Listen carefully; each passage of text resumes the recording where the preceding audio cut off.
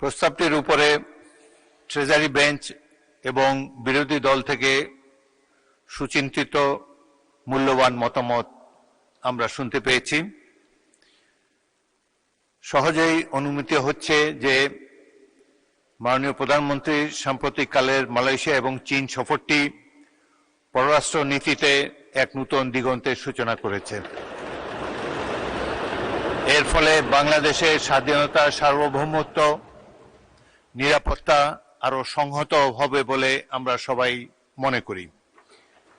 বিশেষ করে অর্থনৈতিক ক্ষেত্রে বাংলাদেশের উন্নয়নের সপক্ষে অত্যন্ত বলিষ্ঠ পদক্ষেপ ছিল এই সফর।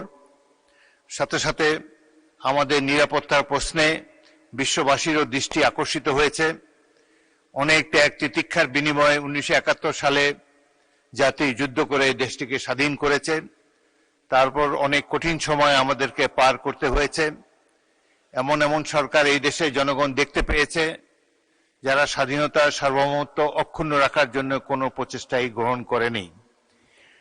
বর্তমান সংসদ নেতা এবং মাননীয় প্রধানমন্ত্রীর এই সাম্প্রতিক সফরের ফলে দেশবাসী অত্যন্ত আশান্বিত হয়েছে এবং সাধারণ মানুষও এই সফরটি সাফল্যের সাথে সমাপ্ত করার জন্য প্রধানমন্ত্রীকে ধন্যবাদ জানাচ্ছে।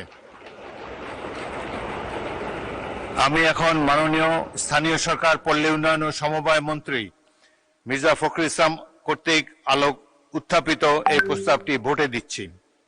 সংসদের সামনে প্রশ্ন হচ্ছে, সংসদের অভিমত এই যে মাননীয় প্রধানমন্ত্রী জনাব তারেক রহমানের 21 থেকে 26 জুন 2026 তারিখ পর্যন্ত মালয়েশিয়া এবং চীন সফরে অভূতপূর্ব সাফল্যের জন্য এই মহান সংসদ মাননীয় প্রধানমন্ত্রী ও সংসদ নেতা জনাব তারেক রহমানকে ধন্যবাদ জানাচ্ছে। যারা এই প্রস্তাবের পক্ষে আছেন তারা হ্যাঁ বলুন, যারা এই প্রস্তাবের বিপক্ষে আছেন তারা না বলুন।